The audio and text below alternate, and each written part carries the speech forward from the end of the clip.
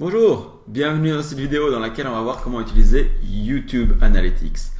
Donc, pour ceux d'entre vous qui ne connaissent pas comment accéder à cette partie-ci de YouTube Analytics, c'est très simple. Quand on arrive sur YouTube, si vous avez un compte, vous pouvez simplement cliquer ici et aller dans Analytics. Une fois que vous êtes là, par défaut, la période de temps sélectionnée, c'est les 30 derniers jours. Alors, premièrement, on va voir un peu euh, comme indicateur important le nombre de vues et on va essayer de s'intéresser à comment les gens ont vu nos vidéos et quel est le succès de chacune de nos vidéos. Donc, premièrement, le nombre de vues. Alors, ce qu'il est intéressant de voir, c'est de bien s'intéresser à la période de temps. En effet, par défaut, c'est les 30 derniers jours dont il s'agit et il s'agit de toutes nos vidéos. Donc, c'est intéressant, par exemple, de commencer à voir un peu l'évolution du nombre de vues à long terme. Alors pour ça, c'est assez simple. On peut prendre par exemple soit une période de temps qu'on choisit soi-même. Par exemple, si je veux voir l'évolution depuis le mois de mai, je clique comme ça, de fin mai à aujourd'hui. Bon, il y a toujours un petit délai, hein, donc je ne sais pas choisir aujourd'hui précisément sur YouTube Analytics. Il y a 1 ou 2 jours de délai pour avoir vos données. Mais donc, c'est déjà pas mal comme ça. Et si je clique par exemple sur ce graphique, je vais voir plus précisément l'évolution de mon nombre de vues depuis le 1er mai pour toutes mes vidéos. Alors je peux sélectionner ici, pour avoir une vue plus globale, les statistiques hebdomadaires. Donc je vois le nombre de vues que j'ai eu chaque semaine et donc l'évolution. Et je vois, pour le moment, c'est une très bonne progression, donc c'est positif. Je vois que ça augmente et je peux comparer les valeurs simplement, par exemple, en cliquant ici pour voir, bah tiens, combien d'abonnés j'ai par rapport à mon nombre de vues. Et donc, par exemple, cette semaine-ci, j'ai eu 420 vues, 13 nouveaux abonnés, donc c'était vraiment pas mal. Et ici, j'ai eu 14 nouveaux abonnés pour 850 vues. Alors, on peut aussi utiliser le graphique multiligne qui est intéressant pour comparer l'efficacité de certaines vidéos entre elles. Donc, par exemple, ici, il m'en sélectionne quelques-unes par défaut. Et si je me positionne sur l'avant-dernière semaine, je vois le nombre de vues pour chacune de ces vidéos. Mais je peux très bien sélectionner moi-même si je veux comparer, par exemple, celle-ci avec celle-là. Voir l'évolution de vidéos et voir laquelle a commencé à mieux performer que l'autre. Alors, on va retourner maintenant sur la vue d'ensemble.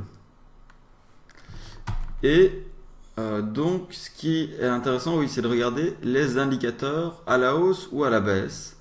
Donc ici, il me dit par exemple, par rapport à la même période précédente, l'évolution qui est de plus 800%, donc c'est vraiment excellent, mais c'était le tout début. Donc c'est pas étonnant. Mais par exemple, si je prends juste le mois dernier, donc le mois d'août, je vais pouvoir le comparer avec le mois de juillet et il va me dire que j'ai eu plus 40% de vues et le nombre de minutes regardées a augmenté de plus 30%. Donc justement, on allait venir au nombre de minutes regardées. Un autre indicateur avant les nombres de minutes, je voulais vraiment vous dire, pour moi, l'indicateur principalement important, c'est le nombre de minutes regardées, parce que je veux que les gens soient intéressés par le contenu qu'ils regardent, mais aussi le nombre d'abonnés, qui est vraiment un indicateur d'engagement pour moi. Si les gens s'abonnent aux vidéos, c'est qu'ils sont intéressés et qu'ils veulent en avoir des nouvelles, donc c'est vraiment en général un très bon indicateur. Donc ouais, je disais, le nombre de minutes regardées, c'est bien plus intéressant, et en général, je me focalise sur celui-ci. Parce que si on a des milliers et des milliers de vues, mais que les gens regardent les vidéos pendant quelques secondes seulement, ça a vraiment peu d'intérêt. Ici, on voit le nombre de minutes ou d'heures même regardées par jour pour chacune des vidéos. Donc, on peut de nouveau comparer 2 vidéos entre elles. Si je veux voir par exemple celle-ci par rapport à celle-là, voir un peu, tiens, laquelle est la plus vue en temps par jour du mois. Euh, Alors on peut évidemment regarder comme ceci. Ça peut aussi être intéressant. Des fois c'est plus visuel. Et alors, très intéressant, c'est la carte pour voir un peu d'où viennent les gens qui regardent vos vidéos. Donc on peut le faire comme ceci, ou simplement quand vous êtes dans la vue d'ensemble, en général, soit vous avez envie de voir une vidéo en particulier, soit vous cliquez ici et vous arrivez dans la carte. En fait, tous les rapports sont liés entre eux. Alors, quand on sélectionne une vidéo, il faut savoir que ça crée un filtre ici au-dessus. Et donc, on va repasser à travers tous les rapports, mais avec le filtre. Si par exemple je veux voir, tiens, d'où viennent les gens qui regardent cette vidéo-ci en particulier, je vais voir que c'est principalement des Français et ensuite des Tunisiens qui ont regardé cette vidéo lors du mois dernier. Et si je veux voir, tiens, comment ils sont arrivés sur cette vidéo, le rapport source de trafic est vraiment super intéressant. Je vais voir précisément comment les gens sont arrivés sur cette vidéo, donc soit via les suggestions de vidéos YouTube. C'est très simple, une suggestion c'est par exemple quand je suis dans une vidéo, toutes les vidéos qui sont sur la droite ici. Une recherche, c'est simplement quelqu'un qui tape dans la barre de recherche YouTube ici ce qu'il recherche et on peut voir précisément les termes qu'ils ont tapés pour accéder à cette vidéo-ci, ou si j'enlève le filtre pour accéder à toutes mes vidéos. À nouveau ici, c'est pas seulement le nombre de vues moi qui m'intéresse, mais c'est vraiment le nombre de minutes regardées, puisque je vais voir par exemple des gens qui ont tapé un terme que peu de gens tapent, mais qui regardent longtemps mes vidéos, ça m'intéresse vraiment beaucoup. Donc voilà, moi je me focalise beaucoup sur cet indicateur de temps de visionnage. Et on peut le faire par situation géographique, donc voir qui recherche le plus. Par exemple, les gens qui recherchent ne seront peut-être pas les mêmes que les gens qui arrivent directement sur votre page. Donc c'est les gens qui ont par exemple sauvé votre page ou qui savent que YouTube ne s'est pas attribué à une source particulière. Alors les sites web externes, ça montre un peu tous les sites qui ont parlé de vos vidéos et lesquels en particulier. Et les recherches Google, c'est plus ou moins la même chose, sauf qu'on peut avoir plus de détails. Et ensuite, il y a toute une autre série d'indicateurs de sources de trafic. Alors, dernièrement, ce qui est super intéressant, c'est la fidélisation de l'audience.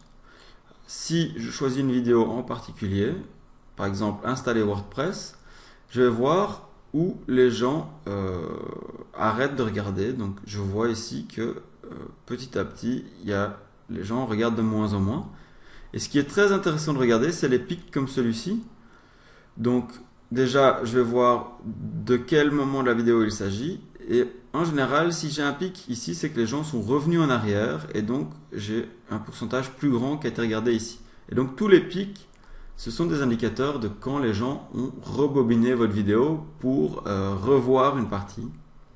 Et ça peut être un excellent indicateur de quelque chose qui a été mal expliqué dans la vidéo ou mal compris, ou simplement un moment drôle que les gens ont voulu revoir. Voilà, qu'est-ce que j'avais mis d'autre ici? Ah oui, ce qui est vraiment évidemment super important, c'est de voir l'évolution du nombre d'abonnés. Donc, ça peut être fait par vidéo ou pour l'ensemble des vidéos. Alors ici, je vois que j'ai eu un peu moins d'abonnés que le mois d'avant. Mais si je me mets sur cette année complète, je vais voir que j'ai eu de plus en plus d'abonnés. Donc c'est vraiment bon signe. Et je peux me mettre par exemple par semaine et voir le nombre d'abonnés que j'ai eu chaque semaine. Ce qui est aussi intéressant. Et voir par exemple si je clique ici le nombre d'abonnés que j'ai perdu par semaine. Alors évidemment j'en perds plus, mais en tout, ça c'est le total, hein, donc c'est les nouveaux abonnés totaux, moins ceux que j'ai perdus, j'ai mon total ici. En tout j'en gagne quand même plus, donc a priori c'est pas mal. et je peux voir de quelle vidéo il s'agit. Donc ça peut être intéressant de voir quelle vidéo m'amène le plus d'abonnés et quel pays, par exemple, si je clique ici, m'amène des abonnés. Donc la plupart de mes abonnés viennent de France et du Maroc, un peu de Tunisie et de Belgique, et ensuite toute une série d'autres pays. Enfin, un dernier rapport intéressant, c'est le rapport sur les annotations. Alors pour vraiment pouvoir le voir de façon intéressante, c'est en cliquant sur une vidéo, je vais voir, bah tiens, quelle annotation a été le plus cliquée ou le plus fermée. Par exemple, celle-ci, je vois qu'elle est énormément fermée. C'est que elle gêne les gens plus qu'autre chose, donc il faudrait que je pense à la supprimer. Et donc, ça vous permet d'évaluer l'efficacité de vos annotations. Ah oui, un dernier petit truc avant de terminer.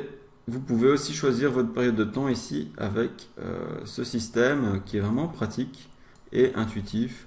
Donc si je veux changer de période de temps, je peux le faire très facilement avec ceci. Voilà, c'est tout pour ce tuto sur YouTube Analytics. Si vous avez quoi que ce soit comme question sur YouTube Analytics, n'hésitez pas à les poser. Ou si vous voulez que j'aille plus en détail sur le tutoriel ou en faire un nouveau, n'hésitez pas à faire des propositions et j'essaierai de répondre à toutes vos questions. Allez, ciao, à très bientôt.